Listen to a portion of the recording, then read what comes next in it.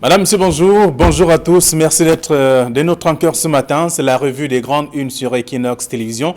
Vous aurez l'occasion de parcourir les tabloïds et d'être parfum de l'actualité. La nouvelle expression de ce matin parle de l'affaire Survie Cameroun avec un titre donc à Tangandi s'attaque à MTN et Orange Cameroun. Ce sont là quelques informations que je vous invite à lire. Le ministre de l'administration territoriale qui entend d'ailleurs désormais faire feu de tout bois exige donc une nouvelle fermeture des comptes notamment mobile, dédié donc à la collecte des fonds lancé par le professeur Maurice Kamto pour soulager les Camerounais du Covid-19. C'est le grand titre du journal également et je vous invite à lire les explications en page 2. Le journal s'intéresse également à autre chose, parlant notamment des scientifiques africains, la mort au bout des découvertes, c'est ce que le journal propose également comme sujet.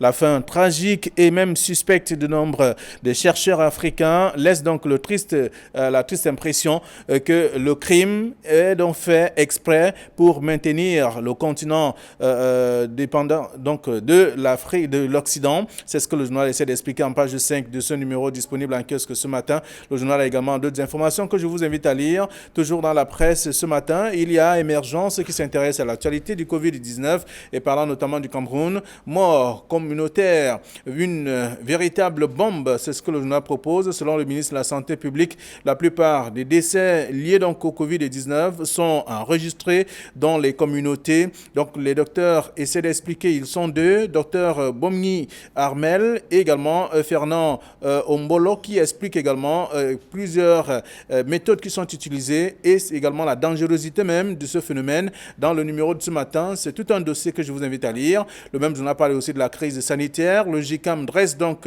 un tableau sombre de la situation des entreprises. C'est à découvrir dans le journal disponible en kiosque. Le journal parle également de la NACOM avec le bras de fer entre le personnel et la direction générale.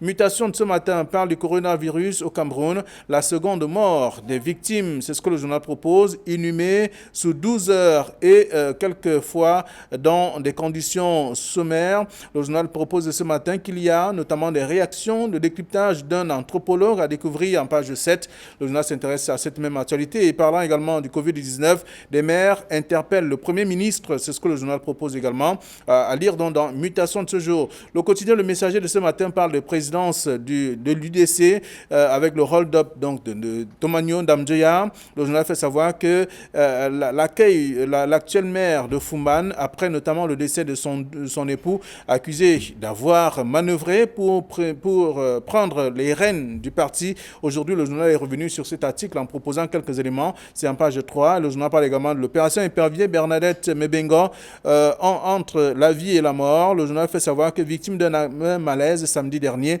l'épouse de l'ancien ministre de la Défense est dans un état inquiétant en ce moment. Qu'est-ce qu'on devrait faire? C'est la question que se pose également le Messager. C'est à lire dans le journal disponible en kiosque en page 4 précisément. Le journal Le Jour de ce matin parle d'un mémorandum du Grand Nord en circulation. Une concertation s'est tenue à Yaoundé entre l'élite, en tout cas de cette partie du pays, pour notamment prendre un certain nombre de décisions. C'est ce que le journal propose. Et parlant de l'UDC dans le journal Le Jour, Ndamdjoya remplace Ndamdjoya. C'est ce que le journal propose. Et parlant du Covid-19, la solution Cléda à découvrir dans le journal. Le journal également, l'essentiel Cameroun qui en kiosque s'intéresse à l'actualité.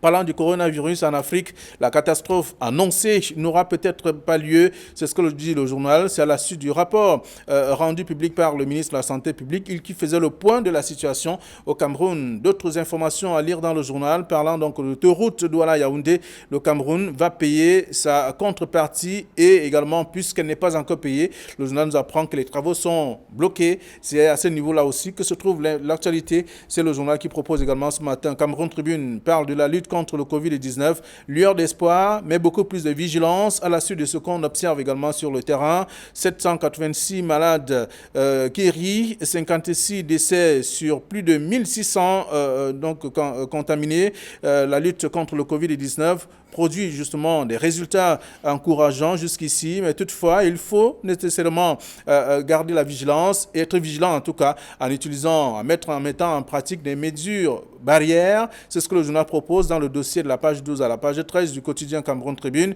qui a également d'autres informations aussi. Le journal Tribune d'Afrique de ce matin parle notamment de la lutte contre le Covid-19. Les arrondissements reçoivent l'appui du gouvernement. La cérémonie qui sera donc présidée ce jour, ce mardi 28 avril 2020, par le MINAT, le ministre de l'administration territoriale, Paul Atangandi, a pour objectif de barrer la voie à la pandémie. Je vous invite également à lire l'éditorial de Faustin Dicam dans le journal en page 3. Le journal s'intéresse également au nord-ouest et au sud-ouest. Où sont passés les assassins de Florence à Yafor? C'est la question également que se pose le numéro disponible en kiosque ce matin. D'autres informations sont contenues dans le même journal. Le journal L'économie quotidien, qui est également disponible aussi, parle du coronavirus, facture des entreprises pour des mesures d'adaptation. C'est ce que le journal propose pour dire qu'il y a d'autres structures qui sont aujourd'hui pratiquement fermées et d'autres, certaines qui se sont d'ailleurs vouées donc à d'autres stratégies pour pouvoir survivre. C'est également le dossier proposé par le journal et d'autres informations sur le plan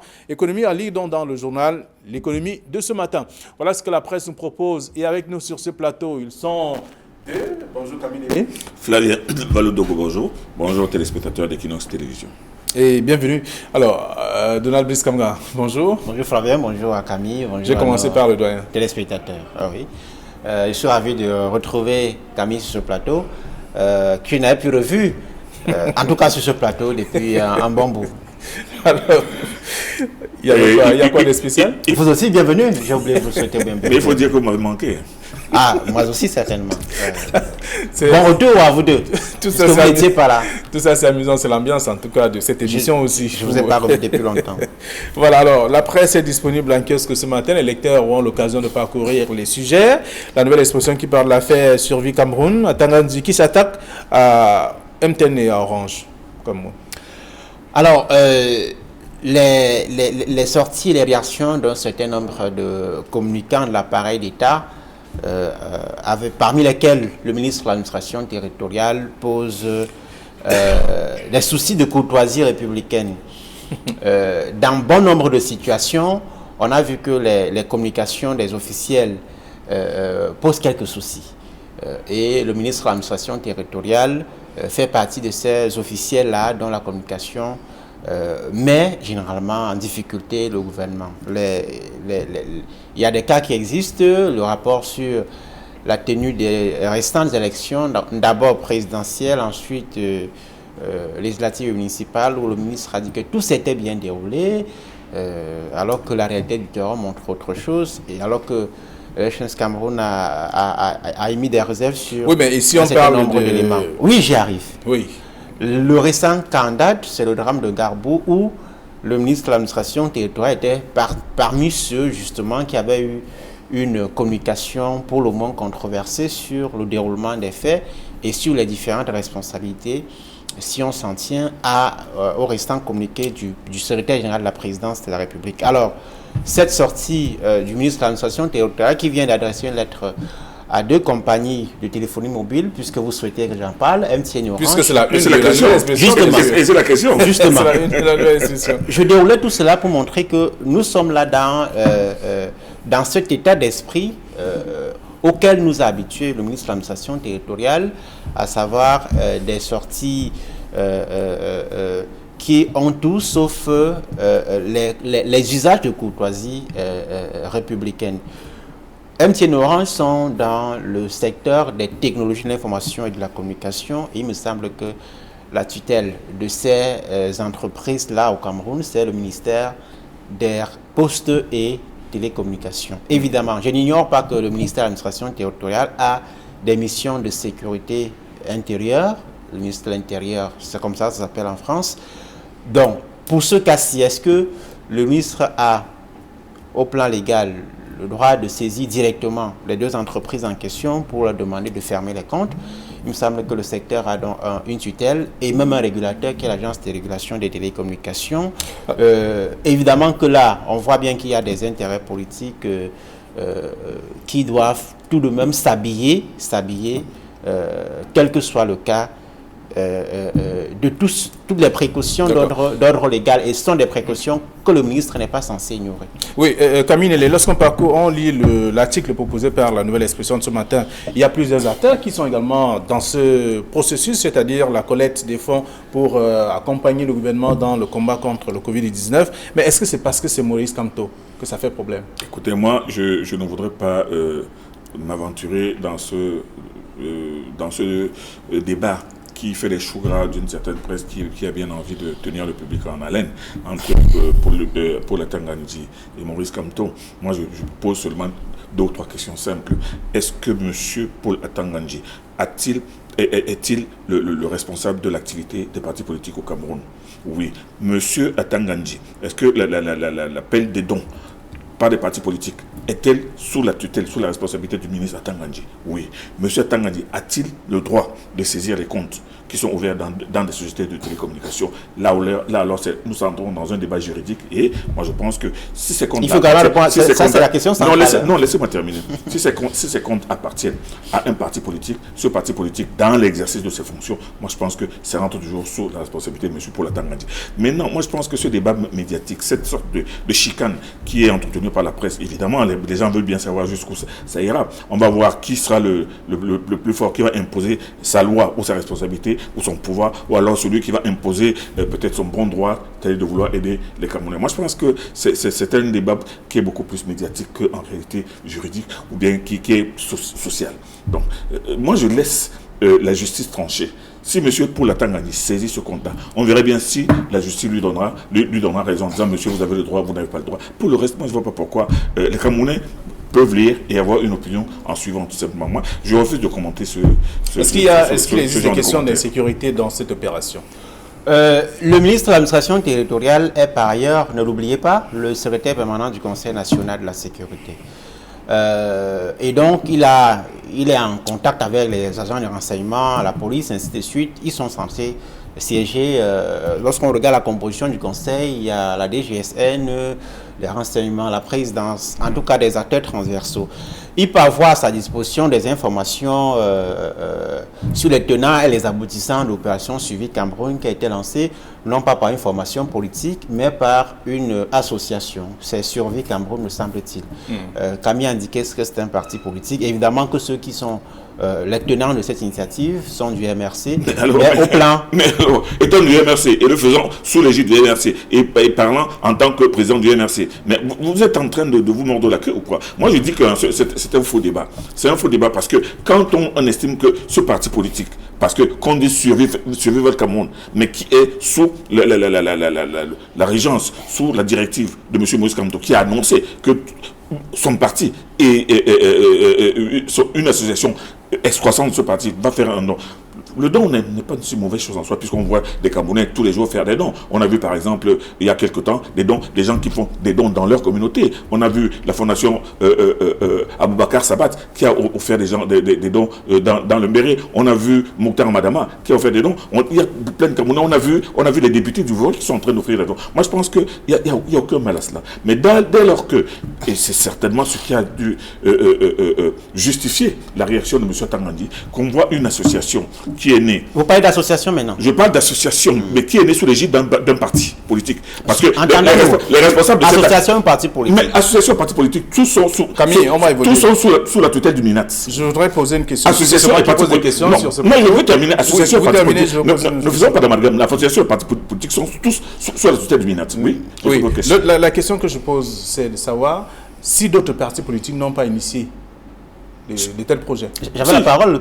D'accord, c'est ce que je voulais dire. Il y en a d'autres. Oui, directement. Là, on a vu les leaders des partis politiques. Non, mais ils ont obtenu des autorisations. D'un militant d'un parti politique. Non, ils ont obtenu des autorisations. La question de fond, Flavien, me semble-t-il, c'est est-ce que les autorités camerounaises, à l'heure qu'il est, dans les actions qui sont menées dans le cadre de la lutte contre le Covid-19 ont pris la pleine mesure du péril qui plane sur la vie de nombreux Camerounais, de la menace que cette crise représente. Vous aurez, pour vous faire une idée claire de ce que, de la façon dont notre lutte est menée, et de ce que cela représente aux yeux de nos autorités, constater par exemple que la question des masques, je prends cet exemple-là, le gouvernement a institué le port obligatoire des masques dans les espaces publics. Un masque coûte autour de entre 300 et 500 francs CFA. 500 francs CFA, c'est ce que bon nombre de Camerounais ont en une journée. Dans des États sérieux, je cite le Maroc et d'autres pays africains, on a lancé des unités spéciales de production à grande échelle des masques pour les citoyens. Je peux comprendre que par instinct de survie, aucun Camerounais ne souhaite ne pas avoir de masque. Certains, évidemment, se priveraient même peut-être éventuellement de leur ration alimentaire quotidienne pour se procurer des masques. C'est une très bonne chose. La protection individuelle, c'est quelque chose de bien. Mais il ne faut pas que l'État soit irresponsable parce que précisément, c'est le cas dans la situation actuelle. Nous sommes aujourd'hui à 2 mois et un peu plus. Nous sommes aujourd'hui à 2 mois de l'édiction des mesures barrières, des mesures de restriction à la fois dans les transports, les activités économiques qui ont été prises par le gouvernement, mais il n'y a pas de mesure d'accompagnement. C'est l'un des rares pays africains où... Mais on a quand même, dans des reportages, montré des usines qui sont en mouvement dans la fabrication des masques et autres. Est-ce que jusqu'ici, vous avez vu que ces usines-là sont mises à disposition? Est-ce qu'on nous a parlé d'une opération de mise à disposition des masques à grande échelle à l'intention des populations? Cela a été annoncé justement parce que, d'ailleurs au moment où c'est annoncé, beaucoup de Camerounais, chacun s'était battu pour avoir un masque. Encore que ceux qui ont des masques, parfois ce ne sont pas des masques homologués, parfois ce sont des choses qu'on a fabriquées au quartier sans que cela n'ait toutes les précautions en termes de qualité nécessaire. Oui. Et ça a aussi un risque. Vous êtes dans la santé pour la santé des populations. Parce qu'il ne faut pas être surpris que du fait de ces masques que chacun porte, que chacun trouve au coin de la route, que même après le Covid, qu'il y a d'autres pathologies qui soient développées chez les populations, bien parce que les masques n'étaient pas appropriés. Là encore, il a fallu attendre un mois. Et pour que plus tard, la NOR et le ministère de l'Industrie puissent sortir et nous dire voici les spécificités en termes de qualité qui sont attendues chez les fabricants de masques. Je dis c'est complètement irresponsable et c'est ça le débat aujourd'hui. Donc on peut indexer la lenteur dans la procédure de ce qui devrait être fait. Nous sommes en période d'épidémie. Et ça reste toujours dans la une de la Nouvelle Expression ce matin. C'est-à-dire que nous sommes dans un contexte où on a une population qui est menacée au plan de la santé et évidemment qu'en ce moment, s'il n'y a pas une priorité au-dessus du Covid-19, on est d'accord là-dessus. Tous les budgets devraient être orientés en principe vers la prise en charge des malades, vers la lutte contre le Covid-19. Une fusion d'énergie pour pouvoir contrecarrer les actions du Covid-19 sur le terrain. Un dernier mot. Moi, j'ai pas beaucoup de choses à dire. Bon, je vous ai dit que ce débat, c'est un débat qui pour moi reste juste médiatique. Maintenant, si on veut continuer, qu'on le continue au niveau des tribunaux. Mais moi, je dis, il ne faudrait pas faire passer ce message selon lequel Survival Cameroun veut mettre la main à la pâte parce que le Cameroun ou l'État est irresponsable, comme le dit, et le répète sans arrêt. C'est pas moi qui le dis, non, mais vous le dites qu'il est irresponsable, que le Cameroun ne fait rien du tout, ce qui est tout simplement, ce qui est tout simplement une contre-vérité. Non, c'est les qualificatifs que vous utilisez. Je n'ai jamais dit que le Cameroun ne fait rien du tout. Non, vous parlez d'irresponsabilité du Cameroun, des activités. L'irresponsabilité, justement, c'est dans le fait qu'il n'y a pas de mesure d'accompagnement. C'est dans le fait qu'on ne donne pas les moyens aux citoyens de se protéger. Le rôle de l'État, c'est protéger les citoyens et mettre tous les moyens en jeu pour le faire. Et dans le contexte actuel, il n'y a pas une autre priorité au-dessus de la santé. Il n'y en a pas. Et comme l'État ne peut pas le faire, Survival Cameroun. La CEMAC a d'ailleurs recommandé à tous les États. Seul Survival Cameroun peut le faire. Non, moi je pense. Camille, je pense que les énergies devraient venir de partout. De partout. Oui, mais seulement ces énergies devraient être de bonne foi. C'est ça le véritable problème aujourd'hui. Donc moi je pense que... vous voyez déjà la mauvaise foi dans une opération... Je ne qualifie personne. Je dis que les énergies de bonne foi, on les voit. On voit ces gens qui offrent ces partis politiques même, qui déposent une demande d'autorisation et qui le font. C'est tout. Moi je n'entre pas dans... Je dis ceci... Nous sommes en période de crise, Camille. Nous sommes en période de... Moi je dis... On sait combien de temps il faut pour résoudre une crise quand même. Non, il ne faudrait pas enfoncer dans la tête des Camerounais que l'État est irresponsable selon ces qualificatifs que j'entends ici. C'est ça qui me met dans un certain inconfort. En tout cas, j'invite les lecteurs à aller lire ce que la nouvelle expression propose parlant de l'affaire Survie Cameroun. Atangandi qui s'attaque donc à MTN et Orange dans le journal ce matin. Et vous aurez l'occasion de parcourir cette actualité. Toujours dans le même journal, on parle notamment des scientifiques africains, la mort au bout des découvertes. C'est le journal qui le dit, avec notamment la fin tragique même prévue par l'Occident, qui pensait que l'Afrique allait allait mourir dès que le Covid atterrissait sur nos terres. Et également, à la suite de tout cela, il y a des chercheurs africains qui se battent pour proposer des solutions, mais qui sont étouffés par l'Occident. Oui, d'abord sur les pronostics catastrophiques qui sont entendus ça et là, le bilan ne sera pas aussi dramatique que cela en Afrique, en tout cas nous le souhaitons, peut-être pas directement lié au Covid-19, mais le risque n'est pas zéro parce que vous savez que nos formations hospitalières aujourd'hui sont saturées, le taux de fréquentation a diminué parce qu'il y a de la méfiance et de la psychose chez la population. Chacun se dit qu'en allant à l'hôpital, on pourrait éventuellement contracter le coronavirus. Ça aussi, il faut un travail de communication pour rassurer les populations. Mais il y a que nos formations sanitaires sont saturées par les malades et le nombre de morts pourrait être important. Peut-être pas jusqu'à un certain niveau, mais pour être important, pas forcément lié au Covid-19. Parce que vous savez que pendant que nous sommes en train de nous battre contre le Covid-19, le choléra n'est pas endigué, la rougeole n'est pas endiguée. Le paludisme, on vient d'en célébrer la journée mondiale, c'était le 25 avril, fait 4000 morts au Cameroun, le taux de mortalité est en hausse. Toutes ces maladies non-Covid, pour parler comme le vice-président du conseil scientifique, toutes ces maladies non-Covid-là continuent de faire leur bonhomme de chemin et nous avons donc un double défi. À la fois faire face à une crise pandémique qui est mondiale et faire face à nos maladies, entre parenthèses, ordinaires. Et c'est un grand risque.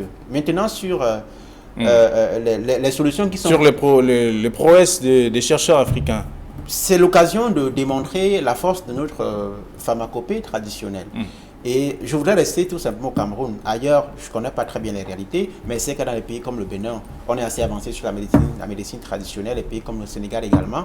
Chez nous, malheureusement, il n'y a pas de loi sur la médecine traditionnelle. C'est un scandale. Vous voyez, cette loi-là, d'après mes dernières informations, est bloquée au Premier ministère. On tergiverse pour des intérêts parfois égoïstes. Il y a tout de même, il faut le relever, un département de médecine traditionnelle à la faculté de médecine et des sciences biomédicales de l'université de Yaoundé 1. Il y a un service de médecine traditionnelle au ministère de la Santé, la Santé publique, une commission d'homologation des médecines traditionnelles améliorées, c'est comme ça qu'ils appellent ça au ministère de la Santé. Mais il n'y a pas encore un ordonnancement juridique, ni une instance nationale de praticiens, par exemple, qui puisse coordonner toutes les recherches qui sont faites, les centraliser, les mettre en musique de telle sorte qu'il y ait une réponse structurée et efficace pour faire face à la pandémie qui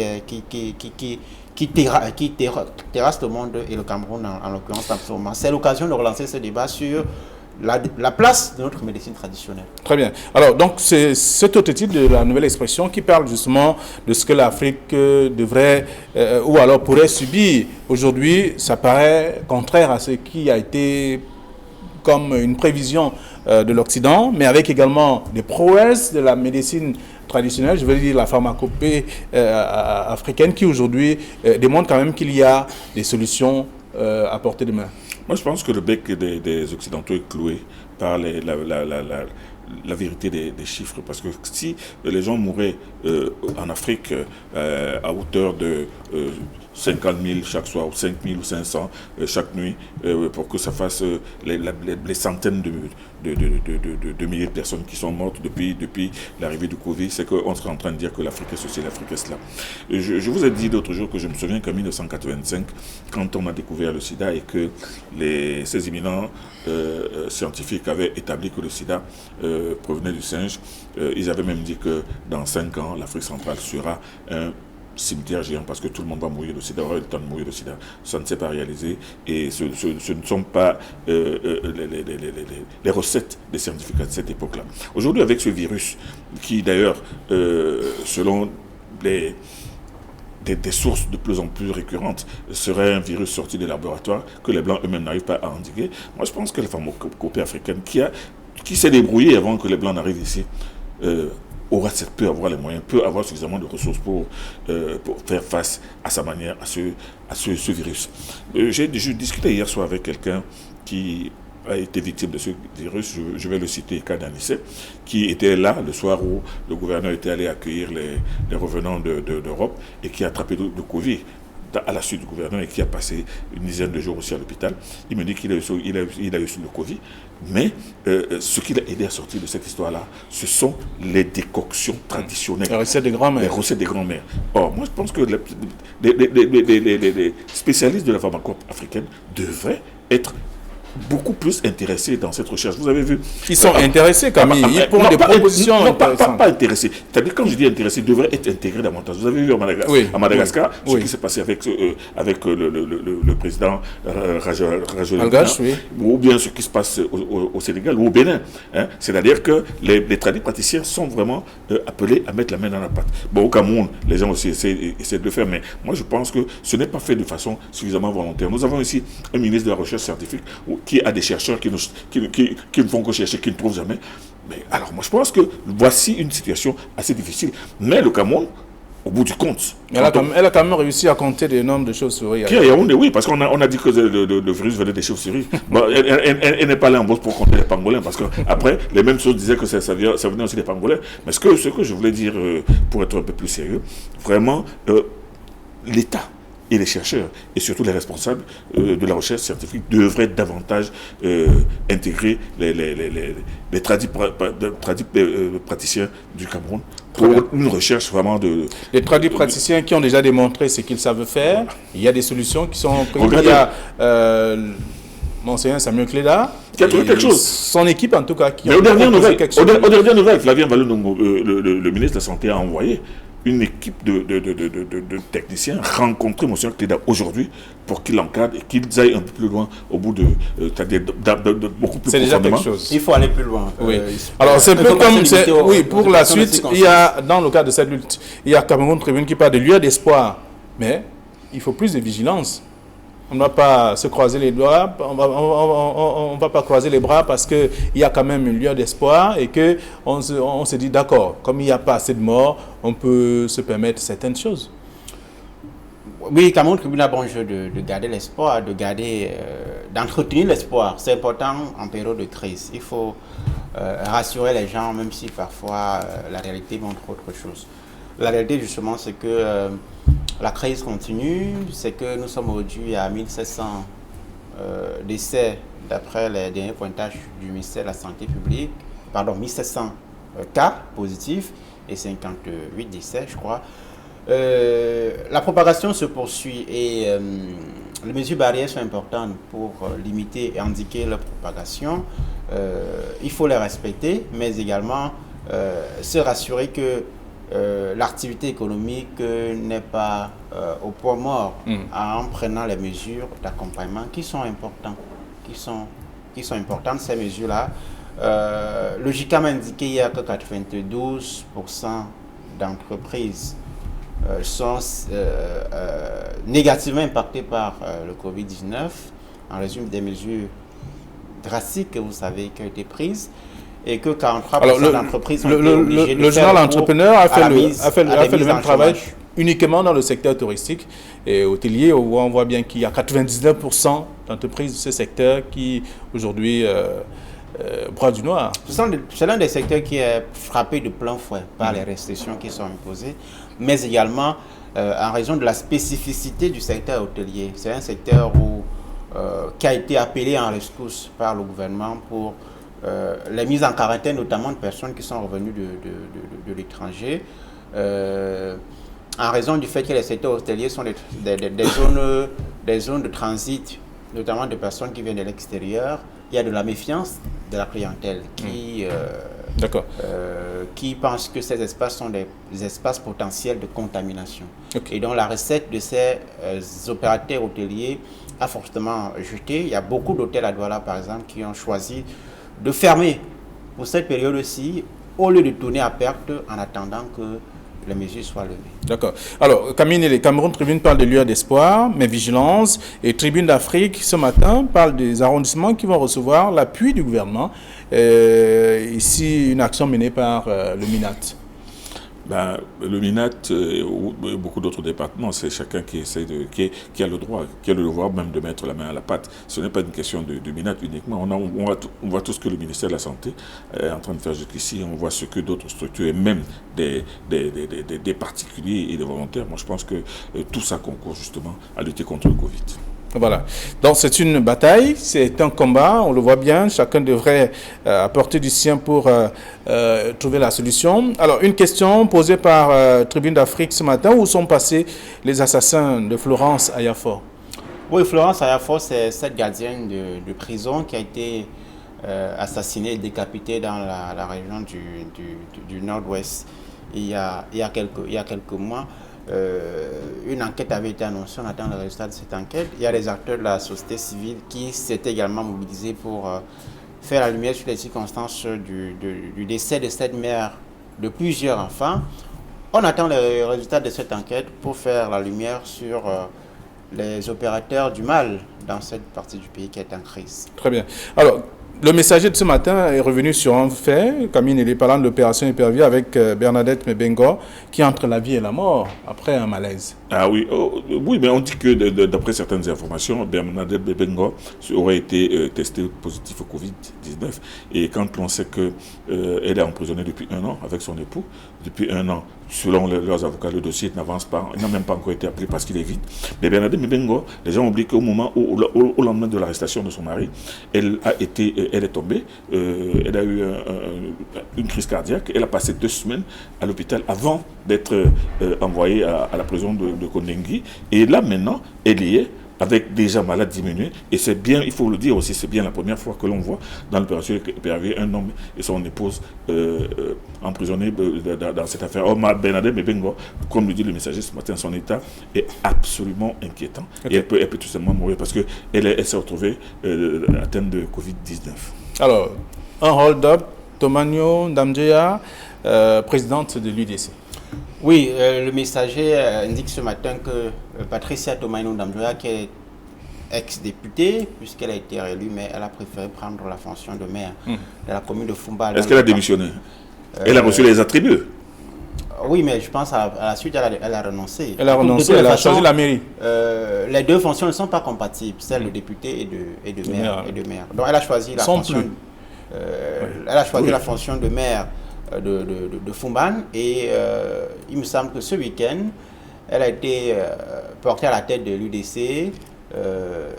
En attendant la tenue de la prochaine convention qui se tient en 2021. Sauf que le premier vice-président, Cyril Tambaka, n'était pas présent à cette réunion. Il n'était pas invité? J'ai essayé de me renseigner sur les raisons de cette absence. Il a dit qu'il n'a pas été. Il n'était pas au courant, c'est ce qu'il a dit.